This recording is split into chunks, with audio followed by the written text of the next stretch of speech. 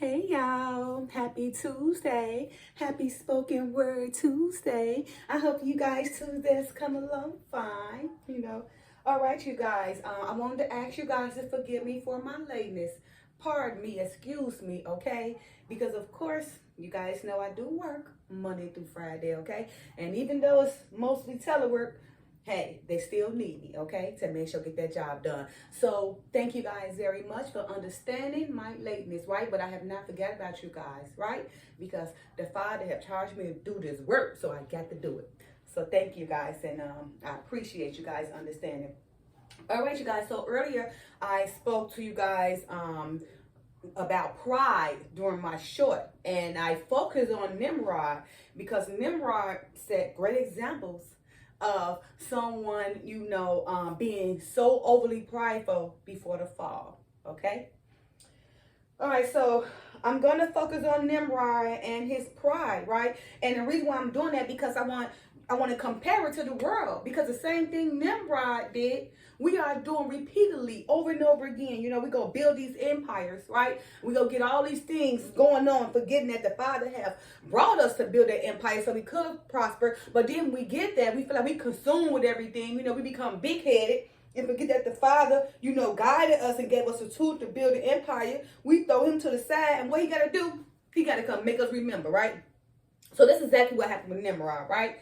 And in order for you guys to get to understand Nimrod, I got to start the generations, right? So I'm going to read out of Genesis today, which is the beginning, okay? And I'm going to read Genesis 10, chapter 1 through 12, KJV version, and Genesis 11, chapter 1 through 9, KJV version. And I'm just going to break down Nimrod, I think it'll be enough for you guys to understand where I'm coming from. So you guys don't make the same mistake that Nimrod, who was a great hunter before the Lord, did, okay? Because of his pride and because of all his strength.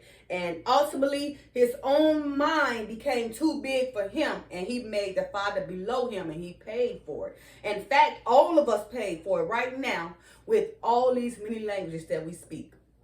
All right, you guys. So chapter 10, the header says, chapter 10 of Genesis KJV version, you guys. The header says, the generations of Noah are Japheth, whose descendants are Gentiles, Ham, whose descendants include the Canaanites, and Shem, of whom came Peleg, in whose days the earth was divided. Verse 1. Now these are the generations of the sons of Noah, Shem, Ham, and Japheth. And unto them were sons born after the flood. The sons of Japheth, Gomer, and Magog, and Madai, and Javan, and Tubal, and Meshech, and Tyrus. And the sons of Gomer, Ashkenaz, and Rephath, and Togarmah. And the sons of Javan, Elisha, and Tarshish, Kittim, and Dodanim. By these were the isles of the Gentiles divided in their lands, every one after his tongue, after their families, in their nations. And the sons of Ham, Cush, and Mizraim, and Put, and Canaan.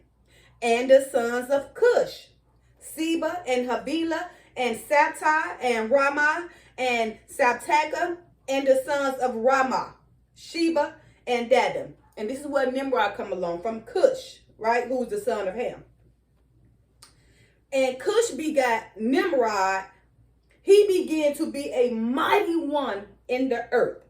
He was a mighty man. He was a mighty hunter before the Lord. Wherefore it is said, even as Nimrod, the mighty hunter before the Lord. And the beginning of his kingdom was Babel, and Erech, and Akkad, and Canal, and and Calneh, in the land of Shinar. So I'm going to read that again. And the beginning of Nimrod's kingdom was Babel, Tower Babel, and Erech, and Akkad, and Calneh, in the land of Shinar, in Babylon. Okay. Out of that land went forth Asher, and builded Nineveh, and the city Rehoboth, and Calah. And Rezin between Nineveh and Calah, the same is a great city. Okay. So now I'm going to go on and read Genesis 11, 1 through 9. And then, of course, when I come back, I'm going to break these down to you guys, okay? And I'm reading both of these because I want you guys to get a great understanding of Nimrod, who he was and who he became. All right, so Genesis 11, verses 1 through 9, KJV version.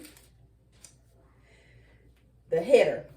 All men speak the same language.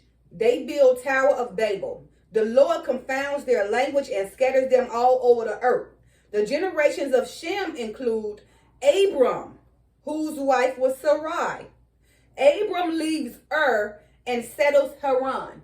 Okay, verse 1. And the whole earth was of one language and of one speech. And it came to pass, as they journeyed from the east, that they found a plain in the land of Shinar, and they dwelt there.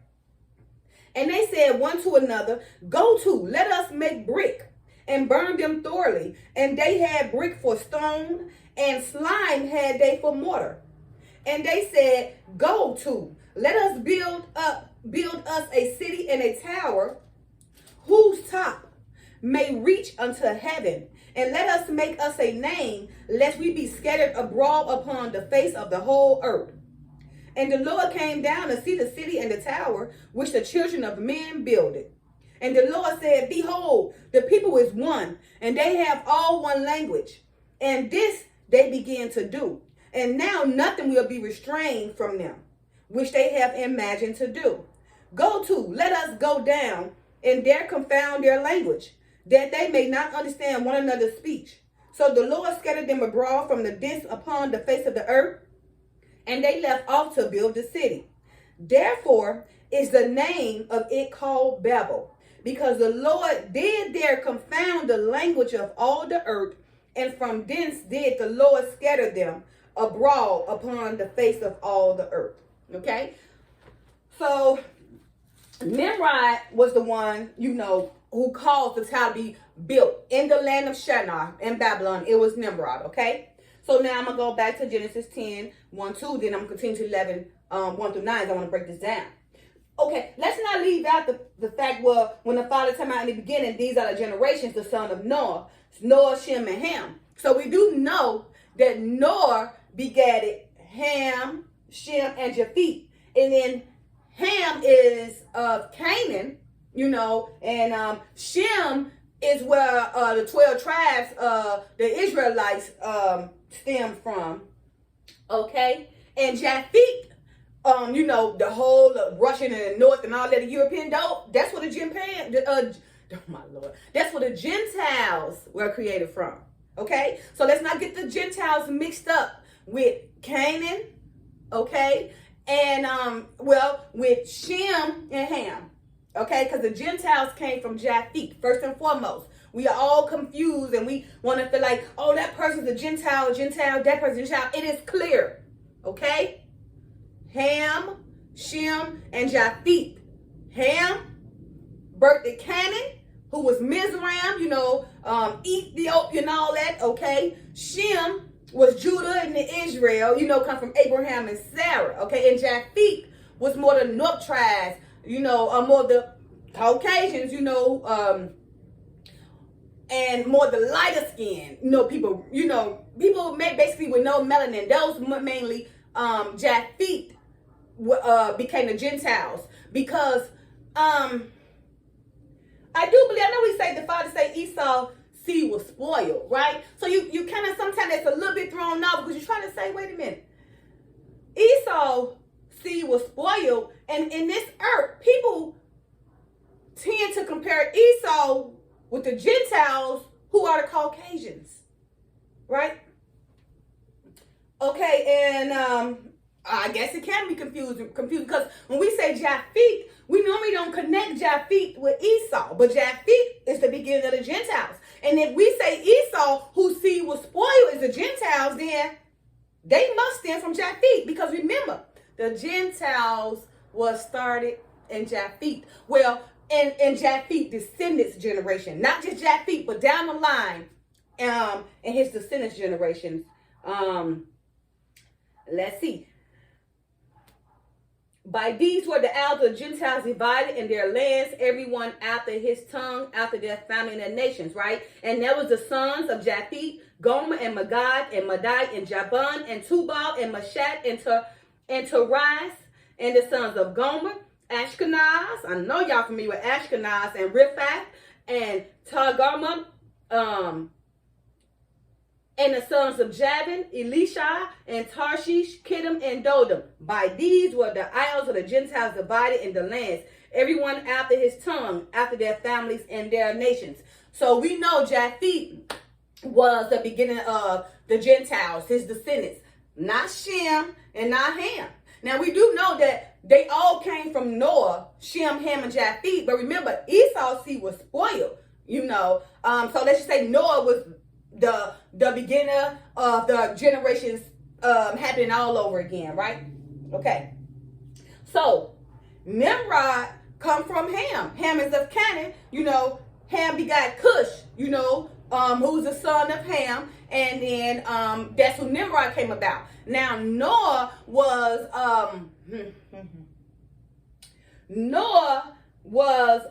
Nimrod's great grandfather. Okay, he was a great grandfather of Nimrod. Noah was, okay. So Noah created these generations, after the flood. Nimrod, he came about after the flood, right, and started building up all these great cities and these empires, okay? Now, also, let's go to verse 8. And Cush begot Nimrod, okay? Remember, Cush of Ham begot Nimrod. He began to be a mighty one on the earth. So, you see, Nimrod began to be a mighty one of the earth, who was from the son of Cush, who was from Ham, who was the great-grandfather of Noah, okay? Now, the father considered Nimrod as a great hunter before the Lord, because you could not compare Nimrod's strength to nobody else. It was unparalleled, right? All his strength and all his skills. He was a conqueror. He was a leader. He's a provider. He was a protector. He was the person that created the cities and everything. He was the one that began Babylon, right?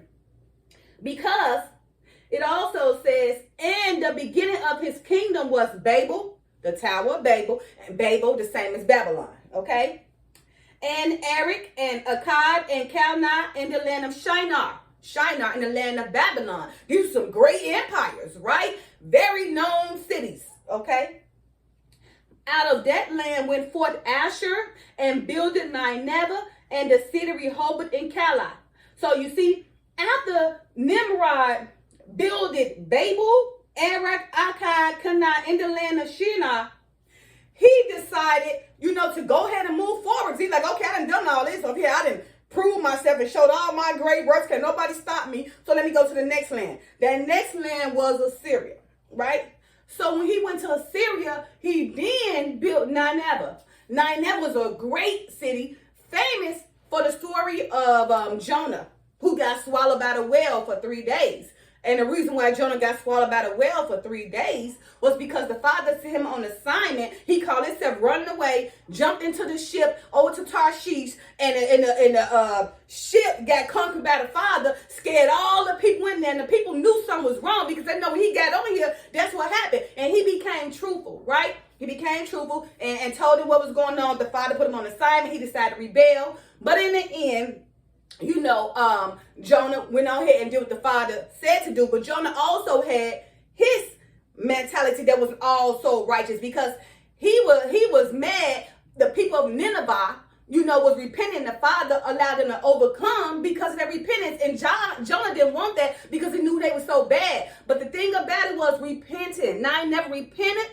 They came around, the father overcame, but they fell back again into great sin. And that's when Nahum, the other prophet, came along to put judgment on them. But anyway, I was just bringing up Jonah because Jonah was famous of the city of Nineveh, who Nimrod went out and built. So he built Nineveh and the city Rehoboth and Calah. But remember, Nineveh, all this is in Assyria, and Nineveh was famous because of Jonah, okay? Jonah, who got swallowed by the whale because he was rebelling against God's assignment. But in the end, he did what the father told him to do, okay? And also it says, and Rezin between Nineveh and Calneh, the same as a great city. So we know Rezin between Nineveh and Calah is another city that Nimrod built, and it is known as a great city, right? So if you guys go back, this is ancient Babylon, before Babylon fell, okay? down the line by Nebuchadnezzar and then his son Belshazzar. Okay, but Nimrod was the beginning of it. He's the one that built it, the foundation, and everything, all the great cities, all the empires, went on out of the land, of Shinar and Babylon, went to Assyria, and then he built Nineveh, Rezin, Rehoboth, Jonah, and all that kind of stuff. So he was a great hunter for the Lord. He was a protector. He was a provider. He was very smart. He was a conqueror. Nobody's skills could compare to Nimrod during that time. Even the father himself considered Nimrod as a great hunter before the Lord. Whom else do you see the father consider a great hunter before the Lord? Right? Now, after all these accomplishments, that's when we're going to go to the land of Babel. Because of Nimrod building all these great cities, Nineveh, in Assyria, Babel, Erech, Akkad, Cana, he became very prideful, overly prideful, right? And what becomes before the fall? A very prideful heart along with the haughty spirit. So Nimrod became prideful, and he also, adapted to a haughty spirit that made him feel like he was above the Father.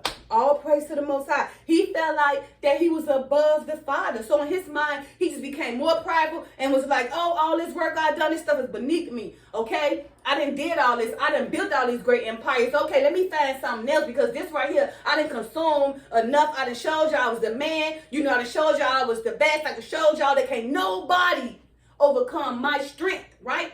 And that's how we become. Because just like in the earth right now, we build all these empires and we get there, oh, I'm this, did it, I'm this right now, that's beneath me now. I want to go to something else. Matter of fact, let me go to something else that's just all the way out the box and it's just against the Father's will. Why? Because I done gained all this glory, all this power. People know who I am. I'm there. I'm the man. I'm the woman. I'm powerful. I'm mighty. I'm a conqueror. I'm a leader. I'm everything. And because of all these things and people are you agreeing with me and glorifying me, then that makes me above God. And anyway, God to me ain't really nobody, because, look at all I did without a God's help. And that's how Nimrod thought. And because he thought that way, it led him to go try to build the Tower of Babel, right? So now in chapter 11, the header says, all men speak the same language. They build Tower of Babel. The Lord confounds their language and scatters them all over the earth. The generations of Shem include Abram, whose wife was Sarai. Abram leaves Ur and settles Haran. Okay, so before Nimrod tried to go build a Tower of Babel to go against the Father's will to reach the heavens, so he can be up there, we was all speaking one language. All our ancestors, all the nations was of one language.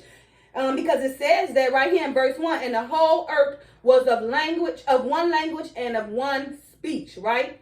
And it came to pass as they journeyed from the east, because the land of Shinar, Babylon, that's in the east, okay? That they journeyed from the east, and they found a plain in the land of Shinar and dwelt there. Here they go. And they said to one another, go to, let us make a brick and burn them thoroughly. And they had brick for stone and slime they had for mortar. And they came so prideful, of course, all of them together under the leadership of Nimrod, and said, go to, let us build us a city and tower, who may reach unto heaven, and let us make us a name, lest we be scattered abroad upon the face of the whole earth. Right? So this is what they did. All these nations was the one language, not how we are now. Everybody speaking these 1,000 different languages. It was not that before. The reason why you guys speak now in languages is because of Nimrod, who tried to build the Tower of Babel to reach the heavens, which was going against the Father, because the Father wanted us to be fruitful and multiply. But of course, we get big strength and all that. Once we get there, we start filling ourselves and start going against the Father's will. Okay? So he said, let us reach up to the heaven and make us a name, lest we be scattered abroad upon the face of the whole earth. They became scattered anyway because of his wicked ways, of Nimrod's wicked ways. You got to understand, Nimrod, he was a pagan person, he was catering to his God, his pagan gods, and he was getting people to cater to him as well. Okay? Now they said, that had reached the heavens. Of course, it made the Father, give some attention to it. Because verse 5 says, and the Lord came down to see the city and the tower, which the children of men builded. You see, they had got so far until it bothered the Father. He had to come see it himself, okay? And the Lord said, behold, the people is one, and they have all one language, and this they begin to do, and now nothing will be restrained from them, which they have been made to do. Right? So now, that's what the Father said. Okay, because they doing this, everybody got one language, everybody understand one another. Because of that, they all know how to build this tower, trying to reach the heavens. So that was the problem. They needed some type of restraints because everybody understand one another. They tell this person what to do, he know what to do, she know what to do, right? So everybody on the same page here. That's the problem. So everybody going against the Father. So that's the problem. So the Father had to confound their language, right? So it goes on to say, the Father says, let us go down and there confound their language, that they may not understand one another's speech. So that's what happened. The Father went down there, confounded their language, so they couldn't understand one another. And that's why, again, when we come with all these different languages, because during the time when, Babylon, the beginning of Babylon, men were speaking one language. But because we went against the Father in our prideful and haughty ways, the Father said, no, let's go ahead and confound their language and scatter them all around the earth. So this one go this way, that way, everybody lost. Now you got to go to each nation and build your own nation with your own language. Okay? And that's what happened. All right? And verse 8, the Father said, so the Lord scattered them abroad from thence upon the face of the earth, and they left off to build the city. Right? So now, because the Father had scattered them abroad the earth and confounded their language, you see, they left out to go build their cities, right? So because, they was all scattered and their languages was confounded, they didn't understand one another. So what did they have to do? They had to go build each one their own city, and build a nation, of their language, okay? Because they never understood anyone, before they became confounded, due to them trying to build the Tower of Babel to reach the heavens. Okay? Verse 9, final verse. Therefore is the name of it called Babel, because the Lord did there confound the language of all the earth, and from thence did the Lord scatter them abroad upon the face of all the earth. So that's what happened, how he became scattered in the beginning after Noah. Nimrod came after the flood. So this was before, Nebuchadnezzar and everything. Because Nebuchadnezzar, who came after Nimrod, that's when Babylon was falling, during Nebuchadnezzar time and his son Belshazzar time. Okay? All right, so I hope you guys got a little bit of clarification of Nimrod, where it came from. Okay, we know Nimrod was beginning of Babylon. We know that he come from Cush. Cush come, from Ham. Ham come from Noah. We know that Nimrod is Noah's great-grandson. I think great or great-great, something like that. We know he was a great hunter before the Lord. We know that the Father allowed him to become a great hunter before the Lord and build all these cities. But because the Father probably wasn't throwing all these trials and tribulations at him at that time, he became overly prideful along with a haughty spirit and went against the Father to build the Tower of Babel, and the Father had to bring him back down and humble him. Okay? And just a fast forward, like I said, this is a whole nother subject. It was Nimrod, and then later down, because Nimrod began Babylon, so that wasn't doing the great fall then. But like I said, down the line, Nebuchadnezzar came, and that's when he's the same thing. Oh, he built all these great empires, then tried to win against the Father. And with him, the Father had to make him know that he was the ruler over everything. So what he do to Nebuchadnezzar? He made Nebuchadnezzar become like an animal, eat like an animal, have him wet up like the dews. Had him wet up with the dews from the heavens and everything. And made him in this state for 7 periods, probably 7 years, like an animal, until he realized that God was the ruler. Nimrod came and proclaimed that the Father was the ruler, okay, and moved forward. But his son down the line, I'm sorry, I left out a big part. Not Nimrod. Nebuchadnezzar, became the ruler, and moved forward. But before Nebuchadnezzar's fall of the great Babylon, he did receive warning from David, right? Who was one of the servants of the Father. He received the warning because Nebuchadnezzar had that dream about him being a tree to start and all that big, strong, and he fell and all that. And Daniel came and interpreted that dream and let him know that the tree was in fact him. He was a strong one, and everything that took place, that dream, was about him becoming like an animal for 7 years, you know, and the dude being on him from heaven. That came from that dream that Daniel had interpreted to him. Okay, now even though Nebuchadnezzar did all that, you know, went against the Father, and the Father came and make him know, you know, that what you did was wrong, put him in that trance for 7 years, made him like an animal. After that, remember, Nebuchadnezzar repented, came back, you know, to the Father and continued his kingdom. However, his son came along, Belshazzar. He didn't take that heed. So Belshazzar repeated everything his father Nebuchadnezzar did. And the same thing, you know, not with a dream, but the Father came during Belshazzar's event. Him and all his females and men, they was running around, you know, drinking out of the Father's, you know, oh, I wish I could remember. But all the daddy, like the cold cups and all that kind of stuff. The gold cups were, you know, the deities of Israel, all the stuff that Nebuchadnezzar had took. His son Belshazzar went and had an event and set it down with all these females and him, and was really disrespecting all God's deities, you know, all his cups and his plates and everything that Israel used before Nebuchadnezzar took over. Belshazzar decided to mock the Father's utensils. And what happened? The Father sent the hand and wrote a language like Midnight Kingdom and everything, was basically telling Belshazzar, okay, now your kingdom is being divided and everything. Your ways are being balanced. Your time is up. And what happened? Belshazzar lost the kingdom that night when Daniel told him who came and took over? The Persians and the Medes. So from being for Babylon had fell, okay, during the time of Bathsheba, his kingdom was taken by the Persian and the Medes, okay? So, and all this was this a repeat of Nimrod, with all his great pride. Then down the line, Nebuchadnezzar and his son following Belshazzar, right? The same thing. And no, not to mention Nebuchadnezzar did name Daniel Belshazzar. And the only reason he named David as Belshazzar because Nebuchadnezzar, God's name was Baal. And he was really into his pagan idols, okay?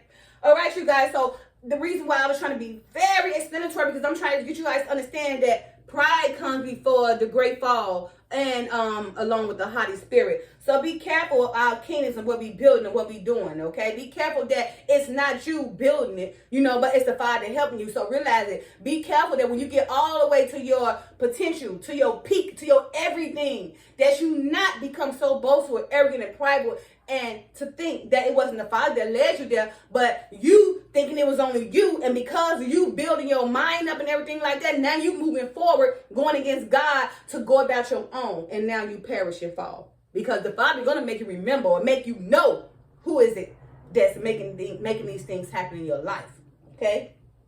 So, now that it's the great story of Nimrod, you guys. Again, Nimrod began Babylon and then became Nebuchadnezzar and Belshazzar when Babylon fell. It did not fall on Nimrod's era. In Nimrod's emperor time, Nimrod just done a Tower of Babel in Babylon and built all these empires and everything. But fast forward down the line, Nebuchadnezzar, because them empires were still there, the Nimrod built, so Nebuchadnezzar came over and became king. And that's when it fell, during his time. And, well, not Nebuchadnezzar, I'm sorry, Nebuchadnezzar had the Father come make him know that the Father rules the world. But his son Belshazzar, that's when the time of great Babylon fell, okay? Because he didn't want to listen, and he knew what his father Nebuchadnezzar had experienced with the Father, but nope, he became big-headed because of all that power and glory, and he overlooked that, and the whole kingdom was taken from him.